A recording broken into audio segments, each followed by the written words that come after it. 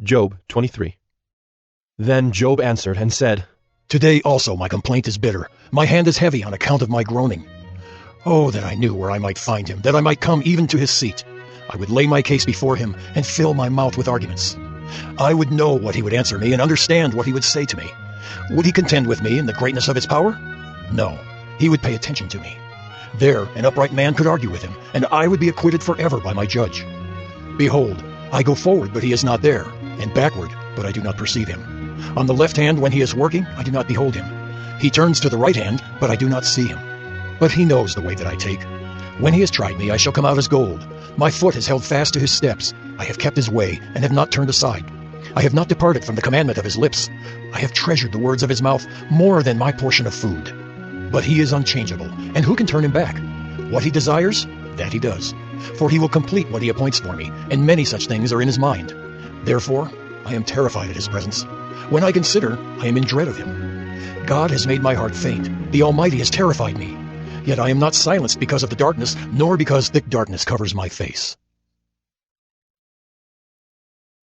Job 24.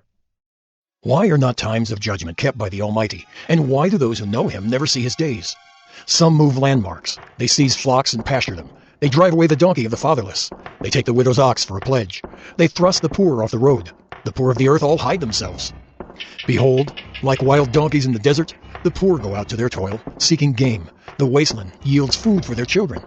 They gather their fodder in the field, and they glean the vineyard of the wicked man. They lie all night naked, without clothing, and have no covering in the cold.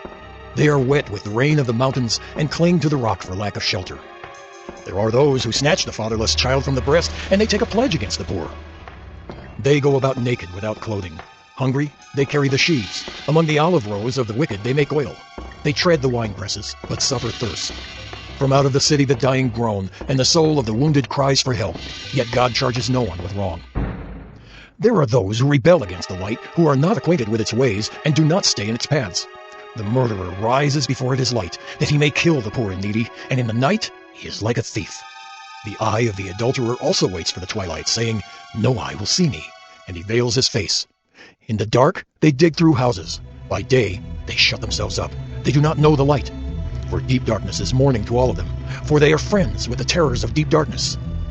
You say, Swift are they on the face of the waters, their portion is cursed in the land. No treader turns toward their vineyards. Drought and heat snatch away the snow waters. So does Sheol those who have sinned. The womb forgets them, the worm finds them sweet. They are no longer remembered, so wickedness is broken like a tree.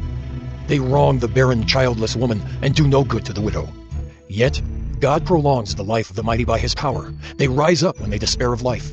He gives them security, and they are supported, and his eyes are upon their ways. They are exalted a little while, and then are gone. They are brought low, and gathered up like all others. They are cut off like the heads of grain. If it is not so, who will prove me a liar, and show that there is nothing in what I say?